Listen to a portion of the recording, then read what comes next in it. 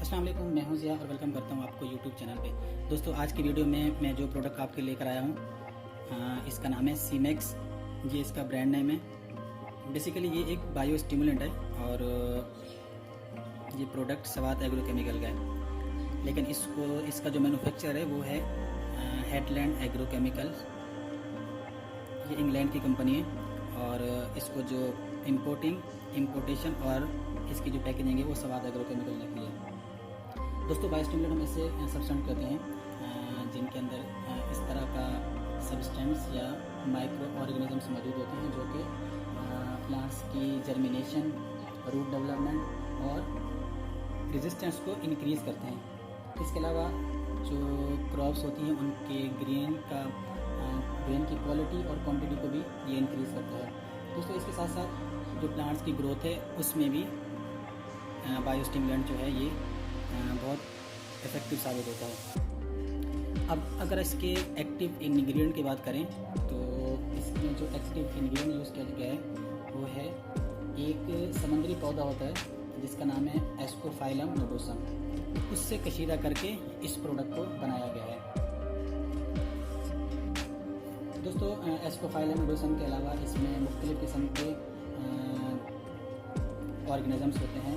इसके अलावा cytokines, amino acids, ऑस्मोप्रोटेक्टेंट्स के अलावा और भी इसमें माइक्रो न्यूट्रिएंट्स होते हैं जो कि बैलेंस करके इसमें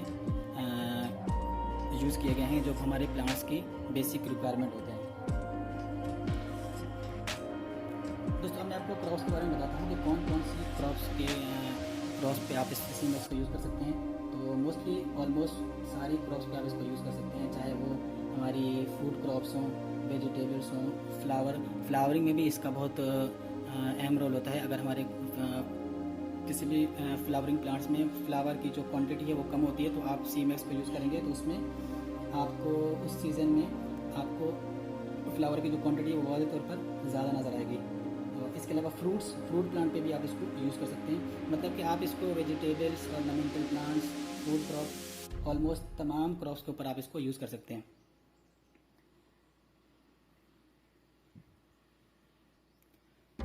दोस्तों, एक चीज़ मैं आपको और बताता चलूँ कि इसके अंदर जो एडिशनल एलिमेंट्स होते हैं इसमें एनपीके भी शामिल होता है। एनपीके जो है हमारी किसी भी प्लांट्स की बेसिक नीड्स होती है, तो वो भी इसके अंदर एनपीके भी एडिशनल एलिमेंट्स के तौर पर इसमें डाले गए हैं और इसको इस्तेमाल करने से आपकी जो एनपीके की रिक्वायरमेंट है वो भी पूरी हो जाती है। दोस्तों, मैं आपको बताता हूँ कि आपने इसको यूज़ कैसे करना है। तो इसको यूज़ करने का तरीका बहुत ही आसान है। 100 लीटर वाटर में आपने 250 टू 300 ml आपने सीमेक्स यूज़ करना है और किसी भी क्रॉप्स, वेजिटेबल्स, ऑर्नामेंटल प्लांट्स पे आप यही डोज रखेंगे 250 ml टू 300 ml पर 100 लीटर ऑफ वाटर।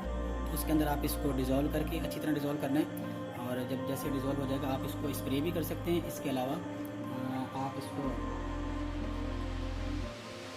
आप इसको फ्लड इरिगेशन के थ्रू भी यूज़ कर सकते हैं। मतलब कि आप इसको दोनों तरीके से यूज़ कर सकते हैं, स्प्रे के थ्रू और फ्लड इरिगेशन। तो दोनों तरह से ये यूज़ किया जाता है।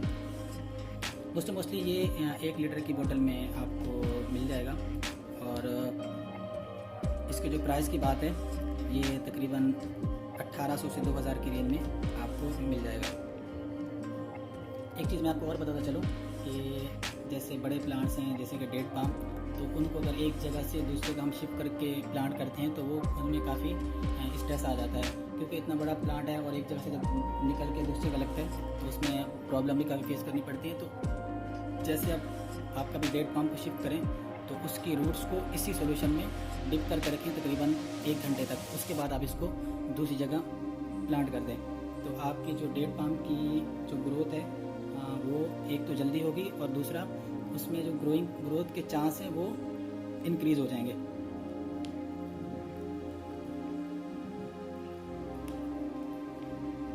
दोस्तों, इसके अलावा सीमेक्स या बायोस्टिमुलेंट से रिलेटेड आपके माइंड में कोई भी क्वेश्चन हो तो आप वो पूछ सकते हैं।